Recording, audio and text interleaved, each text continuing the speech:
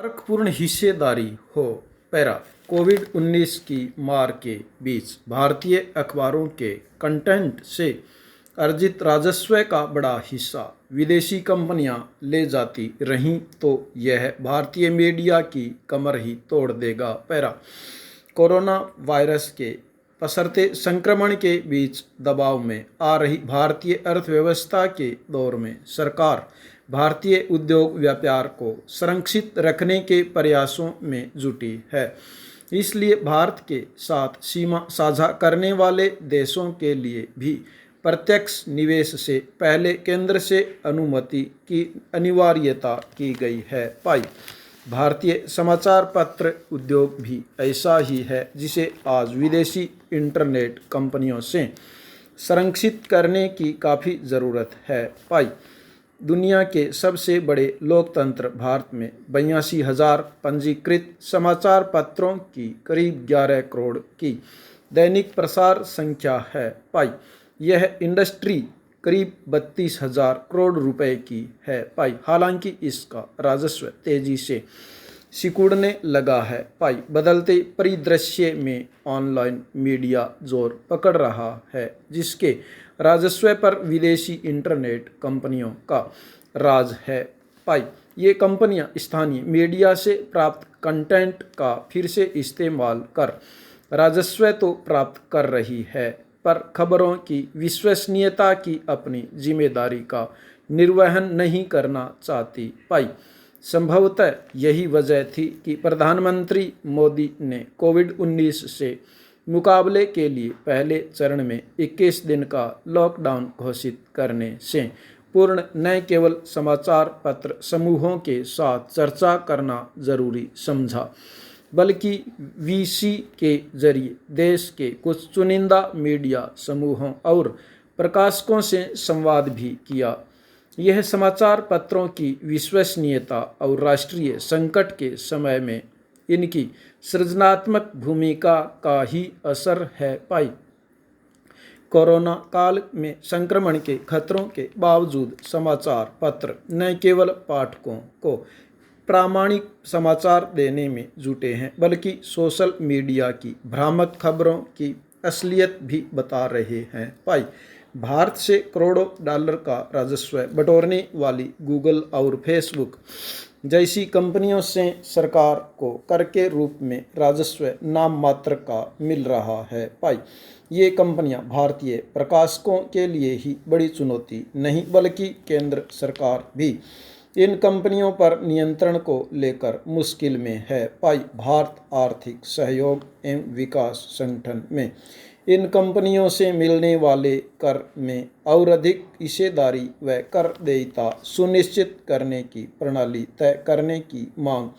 उठाता रहा है। पाई वर्ष 2018-19 में गूगल और फेसबुक ने मिलकर भारत के डिजिटल विज्ञापन का 70% से ज़्यादा हिस्सा यानी 11,500 करोड़ रुपए हासिल किए थे। पाई इसके 2022 तक 28,000 करोड़ रुपए तक पहुंचने का अनुमान है। पाई विडंबना यह है कि इसके एवज में भारतीय प्रकाशकों को कोई भुगतान नहीं किया जाता। पाई हाल ही में फ्रांस की एंटी ट्रस्ट एजेंसी ने अल्फ़ाबेट इनकॉर्पोरेशन को समझौते की शर्तों को अंतिम रूप देने और प्रेस प्रकाशकों के साथ वार्ता कर निष्कर्ष तक पहुंचने के लिए 3 माह का नोटिस भी दिया है। पाई इसी तरह ऑस्ट्रेलिया में प्रतिस्पर्धा एवं उपभोक्ता आयोग ने जांच के बाद सरकार को कानून बनाने की सिफारिश की है। पाई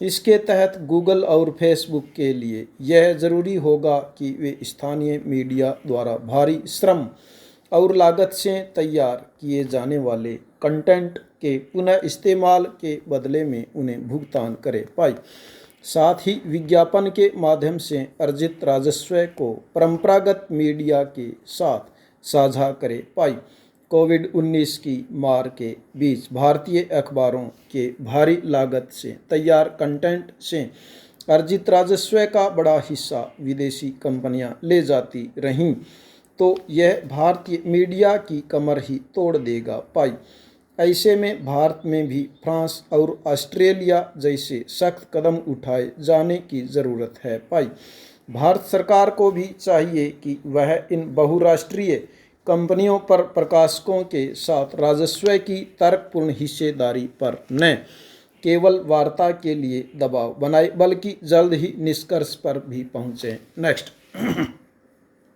कोरोना वायरस के पसरते संक्रमण के बीच दबाव में आ रही भारतीय अर्थव्यवस्था के दौर में सरकार भारतीय उद्योग व्यापार को संरक्षित रखने के प्रयासों में जुटी है। पाई इसलिए भारत के साथ सीमा साझा करने वाले देशों के लिए भी प्रत्यक्ष निवेश से पहले केंद्र से अनुमति की अनिवार्यता की गई है। पाई भारतीय समाचार पत्र उद्योग भी ऐसा ही है, जिसे आज विदेशी इंटरनेट कंपनियों से संरक्षित करने की काफ़ी ज़रूरत है। पाई दुनिया के सबसे बड़े लोकतंत्र भारत में 82,000 पंजीकृत समाचार पत्रों की करीब 11,000 करोड़ की दैनिक प्रसार संख्या है। पाई यह इंडस्ट्रीज करीब 32,000 करोड़ रुपए की है। पाई हालांकि इसका राजस्व तेजी से सिकुड़ने लगा है। पाई बदलते परिदृश्य में ऑनलाइन मीडिया जोर पकड़ रहा है, जिसके राजस्व पर विदेशी इंटरनेट कंपनियों का राज है। पाई ये कंपनियां स्थानीय मीडिया से प्राप्त कंटेंट का फिर से इस्तेमाल कर राजस्व तो प्राप्त कर रही है, पर खबरों की विश्वसनीयता की अपनी जिम्मेदारी का निर्वहन नहीं करना चाहती। पाई संभवतः यही वजह थी कि प्रधानमंत्री नरेंद्र मोदी ने कोविड-19 से मुकाबले के लिए पहले चरण में 21 दिन का लॉकडाउन घोषित करने से पूर्व न केवल समाचार पत्र समूहों के साथ चर्चा करना जरूरी समझा, बल्कि वीडियो कॉन्फ्रेंसिंग के जरिए देश के कुछ चुनिंदा मीडिया समूह और प्रकाशकों से संवाद भी किया। पाई यह समाचार पत्रों की विश्वसनीयता और राष्ट्रीय संकट के समय में इनकी सृजनात्मक भूमिका का ही असर है। पाई कोरोना काल में संक्रमण के खतरों के बावजूद समाचार पत्र न केवल पाठकों को प्रामाणिक समाचार देने में जुटे हैं, बल्कि सोशल मीडिया की भ्रामक खबरों की असलियत भी बता रहे हैं। पाई भारत में करोड़ों डॉलर का राजस्व बटोरने वाली गूगल और फेसबुक जैसी कंपनियों से भारत को कर के रूप में राजस्व नाम मात्र का मिल रहा है। पाई ये कंपनियां भारतीय प्रकाशकों के लिए ही बड़ी चुनौती नहीं, बल्कि केंद्र सरकार भी इन कंपनियों पर नियंत्रण को लेकर मुश्किल में है। पाई भारत आर्थिक सहयोग एवं विकास संगठन में इन कंपनियों से मिलने वाले कर में और अधिक हिस्सेदारी व कर देयता सुनिश्चित करने की प्रणाली तय करने की मांग उठाता रहा है। पाई वर्ष 2018-19 में गूगल और फेसबुक ने मिलकर भारत के डिजिटल विज्ञापन का 70% से ज़्यादा हिस्सा यानी 11,500 करोड़ रुपए हासिल किए थे। पाई इसके 2022 तक 28,000 करोड़ रुपए तक पहुंचने का अनुमान है। पाई विडंबना यह है कि इसके एवज में भारतीय प्रकाशकों को कोई भुगतान नहीं किया जाता। पाई हाल ही में फ्रांस की एंटी ट्रस्ट एजेंसी ने अल्फाबेट इनकॉर्पोरेशन की समझौतों की शर्तों को अंतिम रूप देने और प्रेस प्रकाशकों के साथ वार्ता कर निष्कर्ष तक पहुंचने के लिए 3 माह का नोटिस भी दिया